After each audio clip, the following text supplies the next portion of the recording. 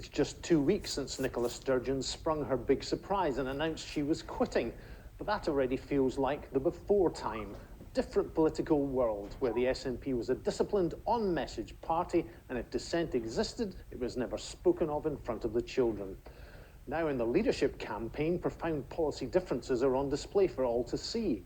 Today it was Ash Regan's comments on currency sparking a withering response from one of her leadership rivals, Hamza Yousaf, saying her economic ideas aren't credible. Ms Regan, who resigned from government last year over the gender recognition reforms, has spent the first days of her campaign attacking Nicola Sturgeon's record, whether it be on road building, on oil, or even the running of the SNP, where she's questioned the role of the First Minister's husband, the party chief executive, Peter Murrell. But it's on tactics for delivering independence where Ash Regan has sought to win over the SNP membership by rejecting Ms Sturgeon's de facto referendum plan. So when I spoke to her this morning in Galashiels, I began by asking what she meant by her slogan: no ifs, no buts, independence, nothing less. So I want to tell the membership that I have their priorities at heart, and I think I'm the candidate that can unite the party. I don't think it's any secret that the SNP has had some issues recently. The party has had some splits, some divisions. I think I am the only candidate that's on the slate right now that can unite the party behind that and draw a line under some of these issues, but also unite the wider Yes movement. So what I'm suggesting is that we stop talking about referendums. We don't even need to talk about it again in the Scottish Parliament, and I think that will be a relief to many people. We don't have to talk about process anymore. We just say that we will marry this up. It's marrying it up with good government as well. So we will get on with governing the country wisely and responsibly. We will make every single election an opportunity for Scotland to express at the ballot box what it wants to do with regard to self-governance. And then Scotland will tell us when it's time. In your manifesto, you say that a mandate for independence negotiations would be achieving a majority of seats and votes cast in Scotland. Yeah. The SNP's never done that, has it? We haven't, but we're quite close. So I haven't looked at all the numbers recently, but we're within a couple of percent in some elections. Setting a massively high target. A lot of people say it's impossible. That's democracy. Okay. So what I want to do is I think this shouldn't really be about what Westminster politicians think about this, right? I think that's a principle we need to think about. And it isn't really about what I say or what the SNP say. This is primarily about the Scottish people, and it's about democracy. And this plan, I believe, hands the power about Scottish independence and what the Scottish people want to do about independence back to them, and but they will decide. Westminster, as you've already said, will say no to that. What do? Do you declare a universal declaration of independence? I have not said that, and I will not say that. That is not appropriate. So it's how not then wise. do you get? So you don't want a referendum. You say if you win a very high margin. I would take a referendum. I'm not saying I don't want one. Okay. What I'm saying is we're trapped in this cycle now where the UK government is not going to give us a referendum. So we need to move on from that. And that's all I'm suggesting. We respond to the circumstances that we're in and we move past that. In a recent interview, you said that America achieved its independence from the UK. Ireland had done so. That's really not an appropriate historic comparison, is it's it? Not. They were done Right. They weren't peaceful. I take that on board, absolutely. So what did you mean by that then? I meant that there were 65 countries that have left either the UK or the British Empire, and accept we're going back quite a long time now. And I had a list in front of me, and I kind of picked some names, country names out there. But obviously, most of them were peaceful. The point I was really trying to make was that most of them were not via referendums. That was the point I was trying to make. And that usually what's happened in almost all of those circumstances, the peaceful ones, is there's a rising level of popular support. It's a bit like what we're seeing in Scotland. Then the UK government has, I think in all cases, said no, initially. And then because of international recognition and that, sustained level of public support, they've eventually come to the table to negotiate. So that's the comparison I was trying to make. That's clear. You've talked now about Scotland setting up its own currency as soon as practicable. But again, how would that actually work? So I've had a conversation with Tim Rideout. So he's an economist and he's working with the Scottish Currency Group. So we'll be setting out some more detail on that. I think the currency, you and I were both around at the time of 2014, and we were obviously very involved in that at the time of the independence referendum, and I was obviously in the Yes campaign. And I understood and accept that there was some of the case that we set forward for independence, it didn't quite work. We were not able to convince the public on a couple of key issues, and I think currency was one of them. So what would you do differently? So I think Scotland cannot be credible independently if we're at the mercy of another country's currency and we're not able to control that. So I think we need to be moving to our own currency as soon as it's practical. But initially you wouldn't be, would you? An independent Scotland would initially have to rely on sterling? Well, we would, but only for a couple of months. A couple of months? Yes. So how do you do that? In conversation with Tim Rideout, that's what he set out to me.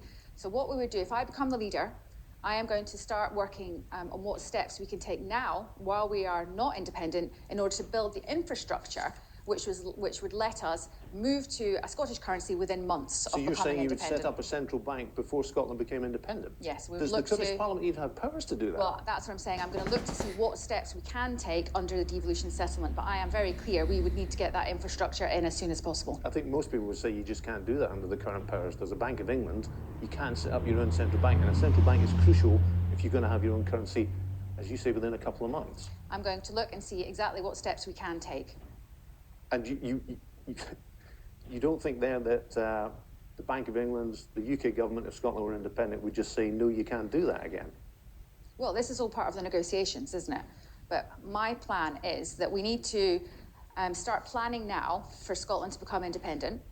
In doing so, we will give the people of Scotland the confidence that the ducks are in a row. I'm asking about the practicalities, yeah. And that would be a crucial thing, would be having your own central bank. Yeah. And you believe you can do that under the current powers. If that's the case, why has the current SNP government not done it? Well, they haven't done it. It's not actually party policy right now. So this is something that I would have to take. This plan that I'm setting out is something that I'll have to take to the membership. Obviously, similarly with my plan for how we go about getting independence. And this is something we need to talk about as part of the party. Once the party, or if the party, shall we say, agrees to this approach, and then it's something we need to talk to the country about, absolutely. You've said that Alex Salmond, former SNP leader, former First Minister, who founded the Alba Party, could come back to the SNP. Have you been in touch with him? Have you talked to him? He's got his own party. The point that I was making there is that the SNP is a political party, and we, quite actively encourage people to join our political party to support us in our work going forward. So the party's open to anyone to join. I don't think he would be interested in coming back because, as we said, he set up his own party, and I'm sure he's quite happy doing that. Would it not be better? Have you been in touch with him? Has he offered any advice? I have seen him over the last few years a couple of times, but I haven't... He hasn't offered you advice on the leadership? Nope. No, OK. Would it be better for the Yes movement, in your view, if the Alba Party was to wind up and these people in the party, including Alex Salmond, to come back to the SNP? I'm not afraid of having other pro-independence parties. In fact, I think it's a benefit.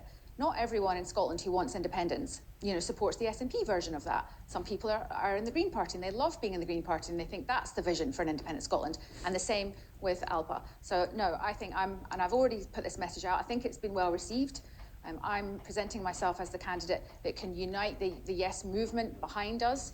And I have offered the olive branch, and I want to work with the other pro-independence parties. You just mentioned the Green Party there. Recently, you've said that the SNP in government is being, and I quote, held hostage by the Green Party. You've said that the tail, the Green Party, is wagging the dog, the SNP. If you become First Minister, having said that, it can't possibly be the case that the Greens will stay in a coalition with you. What I've said is that the SNP got 45% at the last election and the Greens got 4%. And yes, we are currently in coalition with them. We obviously have some policies where we're very aligned. We share the same values on certain things, but on other things we don't. So if you think about an area where recently the party has, let's say, run into some challenging times. So the gender recognition is a good example. Fundamentally disagree. You fundamentally disagreed with the Greens on that. I did, and that was a policy that was obviously very much pushed forward by the Greens. I think perhaps if we hadn't have been in a coalition government, we maybe would have had a little bit more room to manoeuvre in terms of what the bill, what was contained in the bill, and listening more to the public. So my question is, if you're First Minister, can you maintain that coalition with the Greens? They've actually pretty much said they couldn't if you were First Minister. Well, before I made those comments that you have repeated back to me, I had already seen reports in the press where the Greens had said that they had red lines, and obviously I'm sure gender would be one of them. But they'd also specifically said that if I was to become the leader, that they would see that they couldn't work with me. I think so that was the kind of the gist of it. First Minister. So I think we need to be grown up about this. I'm not going to be making decisions about whether we're in or out of coalitions. Obviously, I am not yet the Pretty leader. much said that. However, I will say that I think we need to be focusing on the priorities of the people of Scotland. And I am slightly concerned that some of the influence of the Greens has kind of made us drift off that a little bit. And I don't want us to have that. I will talk to the Greens, and it may be you're quite right, and that they don't feel that they can continue in the coalition, but that's a conversation for another day. Okay, moving on. You've apologised on behalf of the SNP for what you say is breaking a promise on two key roads in the north of Scotland, the A9, A96. As you probably know, in the south of Scotland, transport's a massive issue, particularly in the southwest, the A75 and A77. You promised to do more in the north of Scotland. Yeah. If you were First Minister, would you promise to do more, particularly those key routes in the southwest of Scotland? I would. I will need to. I'm not across the detail on those ones at the moment, so I'll have to look into that, and I can come back to you with some more detail on that one. The roads in the north I spoke about specifically because they're long-standing manifesto commitments of the SNP. There have also been promises to do more in the southwest of Scotland. Right, Ministers okay. have said that. Right, if that's Although the case, the critics say not enough detail and not enough action. Right, well, I will commit that I will look into that, and I will come back to you this week on what my proposals would be for those roads. But I mean, I drove here today on the A7. I have long-standing issues with the conditions of the A7. I think that road is dangerous.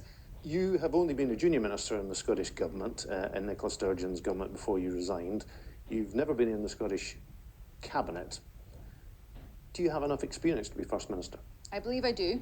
I was in the government for many years. It was nearly, I think it was 4.5 years that I was in government. And you may know that junior ministers do attend cabinet. So I've attended cabinet on a regular basis. I believe as well that it gives me a unique opportunity. I was able to watch everything that's been going on for the last 4 or 5 years. And I think I have, having watched that, a pretty good idea of some of the areas that we're finding challenging, and also of how we should be going about fixing them. But with the greatest of respect, you haven't been in one of the top jobs in the Scottish government. No, I haven't, but I have been in government. Okay. The election for leader is under what's called the single transferable vote. In other words, you can vote your preferences 1, 2 and 3. Who will be your second and third choices, assuming you're voting for yourself? I have thought about that, but I don't think it's appropriate for me to say. Do you not? Should we not know? Should we not know who your second choice and your third choice is? No, I think I'll keep you guessing on that one. Ash Regan, thank you very much indeed. Thank you.